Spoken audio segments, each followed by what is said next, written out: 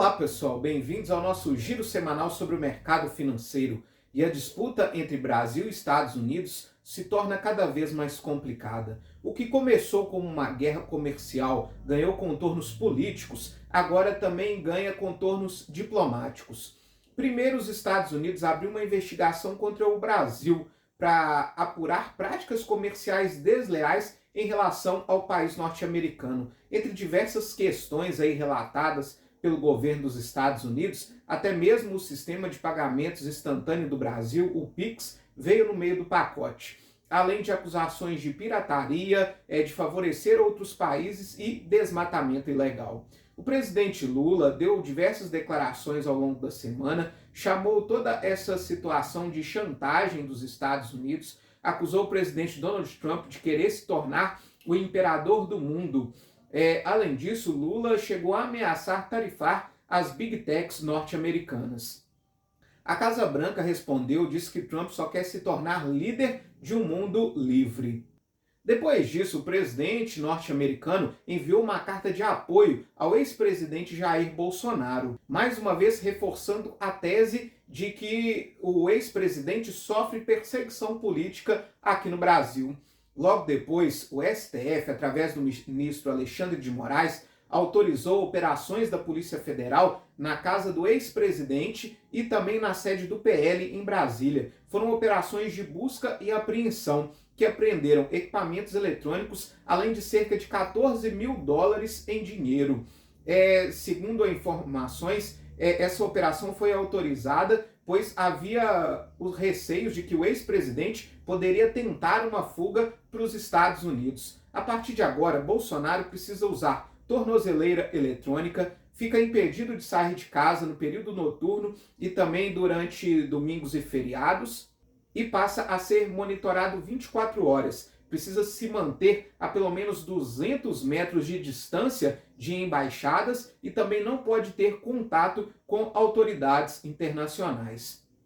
Logo após essa operação, o ministro de Estado norte-americano, Marco Rubio, anunciou a suspensão do visto norte-americano de Alexandre de Moraes, familiares e aliados. Segundo informações preliminares, apenas 3 ministros do STF ficaram de fora dessa suspensão do visto: o ministro Luiz Fux, Nunes Marques e também o ministro André Mendonça. Há ainda a informação de que o Procurador-Geral da República, Paulo Gonet, também está nesta lista de autoridades que tiveram os vistos suspensos.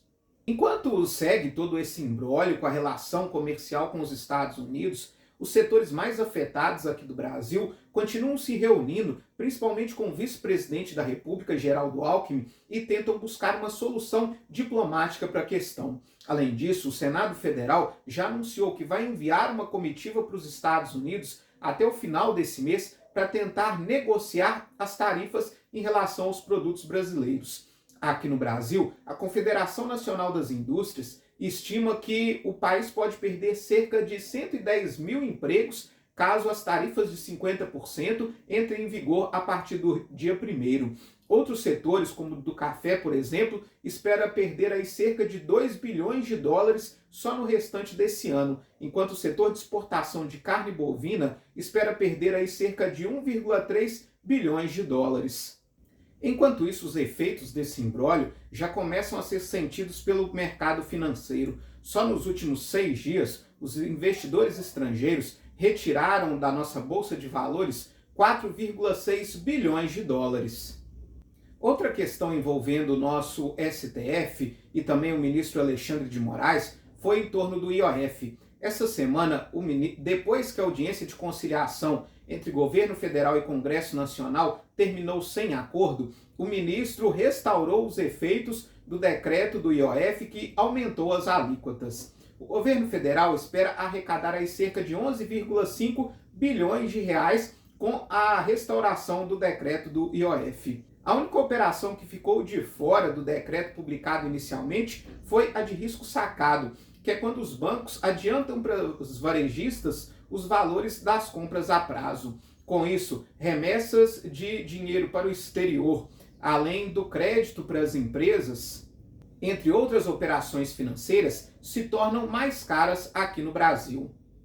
A derrubada do decreto do IOF, aliada ao veto do presidente Lula ao aumento de deputados federais, acabou causando uma reação do Congresso, que aprovou uma pauta-bomba, incluindo no Fundo Social a renegociação de dívidas do agronegócio na ordem de 30 bilhões de reais. Esse fundo social é formado com valores excedentes do petróleo e do pré-sal e era utilizado aí para projetos de saúde e educação. E agora passa a contemplar também essa renegociação de dívidas com crédito subsidiado, o que pode mexer ainda mais com as contas públicas.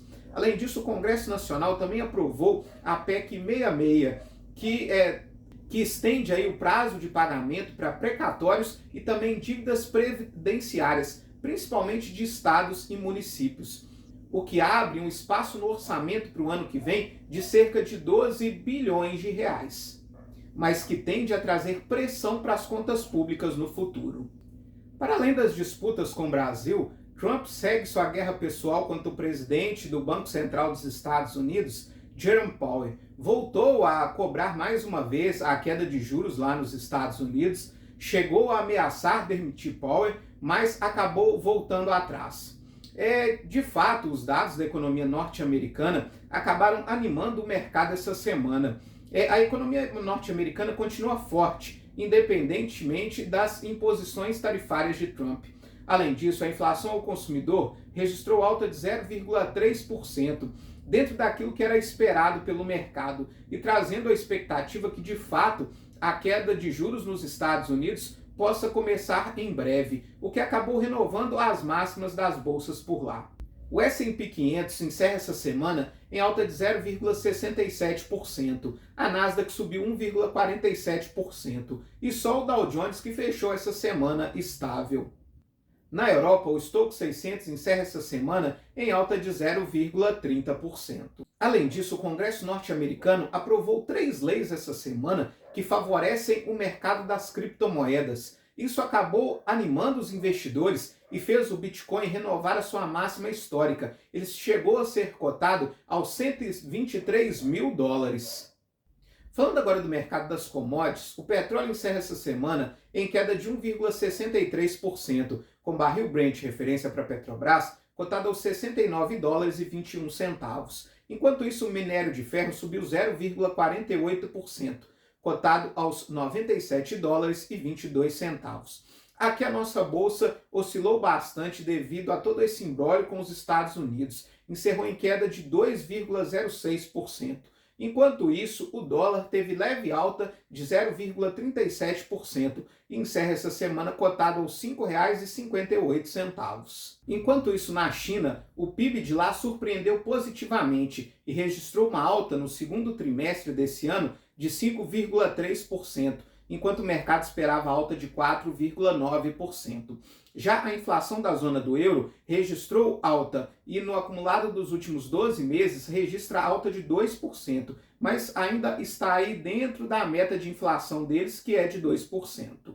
Aqui no Brasil, nós tivemos ainda a divulgação do IBC-BR, que registrou queda de 0,74%, mostrando aí que os juros altos já começam a fazer efeito, desacelerando a nossa economia. Enquanto isso, preocupa também a diminuição das exportações para a China, que caíram 7,5%. Além disso, nós tivemos a notícia da Petrobras, que pode aí voltar a atuar no mercado de varejo dos combustíveis, visando aí tentar baixar o preço dos combustíveis. Isso acabou assustando um pouco o mercado, de que a Petrobras poderia estar sendo usada aí para interferir no mercado, o que acabou fazendo com que as ações da petroleira caíssem e também de outras revendedoras de combustível. O mercado de renda fixa também segue aí andando de lado, devido a essas tensões comerciais com os Estados Unidos e principalmente na expectativa de quais efeitos eles podem causar na economia brasileira. O IMA geral registra uma alta esse mês de 0,07%, enquanto isso os pré-fixados registram queda de 0,27%. Já o DI para janeiro de 2026 registrou leve alta essa semana de 0,02 pontos percentuais e encerra a semana cotado a 14,96%. Quem recebeu uma boa notícia essa semana foi a Argentina, que teve a sua nota de risco de crédito elevada em 2 degraus pela Moody's. A Moody's cita principalmente a desaceleração da inflação da Argentina e a retomada dos investimentos estrangeiros, bem como o acordo que a Argentina conseguiu com o FMI para recuperar suas reservas internacionais. Lembrando que, em maio, a Fitch Ratings já tinha elevado a nota de risco de crédito da Argentina. Mesmo assim, a nota da dívida argentina ainda segue de alto grau de risco. Para a semana que vem, nós temos decisão de taxa de juros na zona do euro. A expectativa é pela manutenção da taxa de juros por lá. Aqui no Brasil sai a prévia da nossa inflação oficial, o IPCA 15. Mas o mundo vai estar de olho na crise comercial entre Brasil e Estados Unidos e quais vão ser os próximos desdobramentos em relação a essa crise. E se de fato vai haver algum avanço nas negociações em relação à tarifa imposta por Donald Trump e se ela tende a entrar em vigor a partir do dia 1º de agosto.